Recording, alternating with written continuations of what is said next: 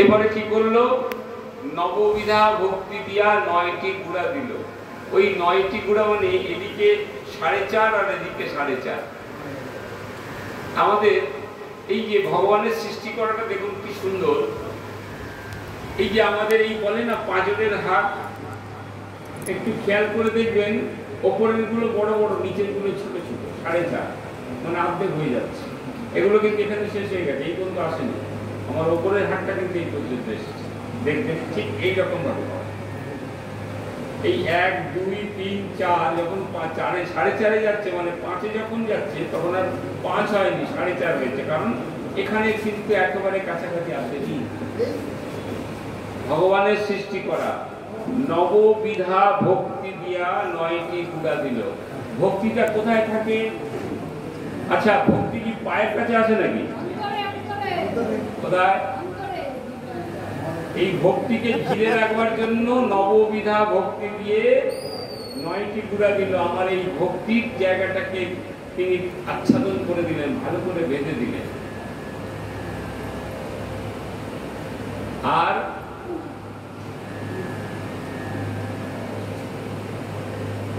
আসক্তির তক্তা তাতে জুড়ে দিল। আসক্তির তক্তা কোনটা? এই যে আমাদের উপরে যে চামড়া দিয়ে ঘেরা যে কভারটা দেখছেন না, এটা আসক্তির তক্তা। এই তক্তাগুলোকে জুড়ে রাখবার জন্য কি হয়, একটা মশা যদি বসে, খুব সাধারণ বলছি, একটা মশা যদি বসেন আপনি সঙ্গে সঙ্গে উপলব্ধি করতে পারেন, আমি তো পারি, সঙ্গে সঙ্গে যে পেছন দিকে হলো কি হবে, কেন না আমার এই আসক্তির দেহের মধ্যে তুমি কেন ভাই, আমি তো বেশ ছিলাম, তুমি এসে আমায় ডিস্টার্ব করছো। আচ্ছা, কেউ যদি ওই পেছন দিকে একটা বাড়ি মারে তাহলে আমি বুঝতে পারি, কোথাও যদি কোথাও কেটে যায় তাহলে আমি বুঝতে পারি। এই যে বুঝতে পারি, একে ধরে রাখবার জন্য কি করলেন, লালসার লোহা দিয়ে যতনে আটিল। লালসা, লোভ, আশা, এই লোভ আশা এই শরীরের মধ্যে আছে বলে আমার শরীরের প্রতি এত যত্ন। যদি লোভ আশা না থাকতো কোনো দরকারই ছিল না। সবাই যেমন, আমিও তেমন। শুধু আমাকে নয়, মানুষ এটা বোঝে, পশু এটা বোঝে না বা বলতে পারে না। ঘটনা কিন্তু একই, সৃষ্টিটা একই।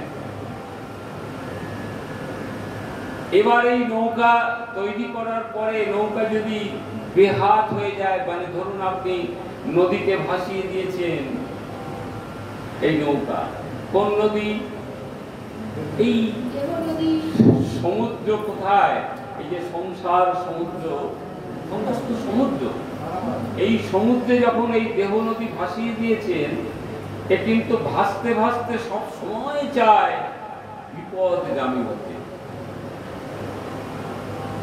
সব সময় চায় বিপদগামী হতে। কেন না, আমরা যখন সংসারের মধ্যে থাকি তখন যদি কোনো জায়গায় কোনো প্রলোভনে পড়ি, মনে হয় কি ওইখানেই পা দিই, ওইখানেই পা দিই, ওইখানেই গিয়ে আমরা বোধহয় খুব আনন্দ পাবো।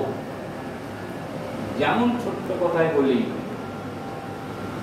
সিনেমায় গেলে যে আনন্দ পাওয়া যায়, হরিনামে আসলে কি সেই আনন্দ পাওয়া যায়? সবার জন্য না, সবার জন্য না। সেটা কার কার জন্য?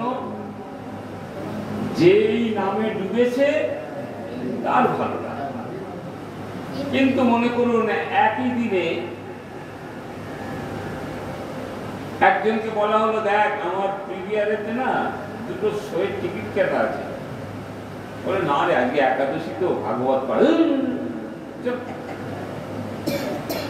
আরে ওটা ওখানে শাহরুখ খান বাবা এই মাত্র লঞ্চ করেছে, খালি হাওয়ায় হাওয়ায় লোককে মেরে ফেলছে। সেই ঘটনা দেখলে অবাক হয়ে যাবে, এরকম ছবি দেখতেই পাবি না। এখন এই সংসার, দেহ সংসার, এই পথ থেকে ঘোরার জন্য গোবিন্দ আমার কি করলেন, বললেন যে তোমার এই দেহতরীকে যদি সঠিক রাখতে চাও তাহলে রাধা নামের বাতাম দাও। নৌকা যদি এদিক ওদিক না চলে যায় তার জন্য পাল তুলে দেওয়া। এবং যখন যখন মাঝি নদীতে যায় তখন মনে করুন নদীতে ভীষণ ঝড় উঠেছে বা উল্টো দিকে প্রভাব চলছে, তিনি চাইছেন ওপর দিকে যাবে কিন্তু টান নিচের দিকে আসছে, হাওয়া তার নিচের দিকে, তখন মাঝি কি করে গো? পাল। সেই পাল আমাকে কোথায় কিভাবে সেই পাল পাবেন? রাধা নামের বাতাম, ওই যে পালটা না, রাধা নাম যার কাছে আছে বলছে তোমরা আগে ওই রাধা নামের পাল তুলে দাও, দেখবে তখন এই নামই ভালো লাগবে, সিনেমা ভালো লাগবে।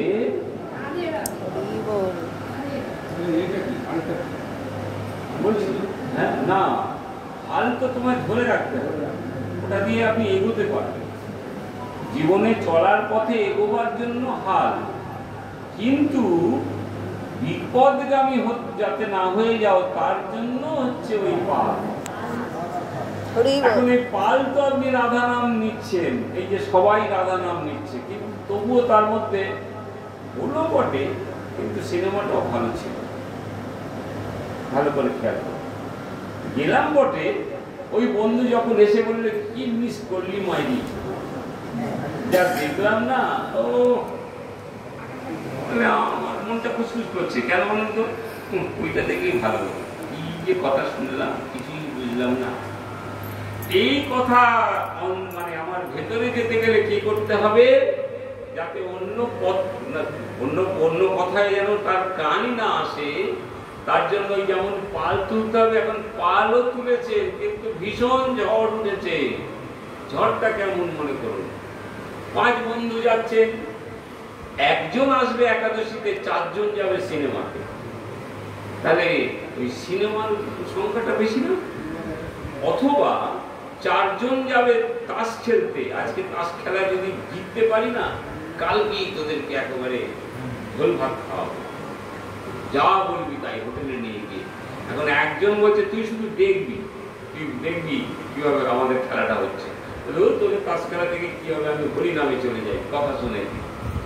এখন তাহলে 4 জনের পার্টটা বেশি, একজন থেকে কেটে বেরিয়ে আসতে হবে। ওই যে ঝড় উঠেছে, ওই যে পাল আপনি টাঙিয়েছিলেন, এখন খুব ঝড় উঠলে বাবু পাল তো ফটাফট চলে যাবে, যাবে না? পাল তো কাপড়, সে কাপড়টা যদি খুব জোর হাওয়া পায় সে তো ছিঁড়ে চলে যাবে।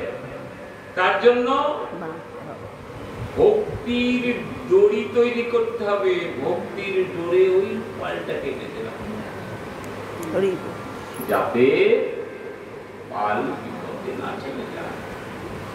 ভক্তির দড়ি কোথায় পাওয়া যাবে? ভক্ত সঙ্গ করলে, যেখানে সবাই বলে ওঠে একসঙ্গে রাধা রানী কি। আচ্ছা, যে বোবা তারও ইচ্ছা করবে আমি একটু জয় বলি, যে বোবা তারও ইচ্ছা করবে যে আচ্ছা ঠাকুর আবার যদি আমাকে পাঠাও, তাহলে যেন এনারা যেমন জয় দিচ্ছে আমিও যেন দিতে পারি। এই ভক্তি দড়ি দিয়ে যদি ওই পালকে বেঁধে রাখতে পারেন, বিপদগামী হবে না, হবে না।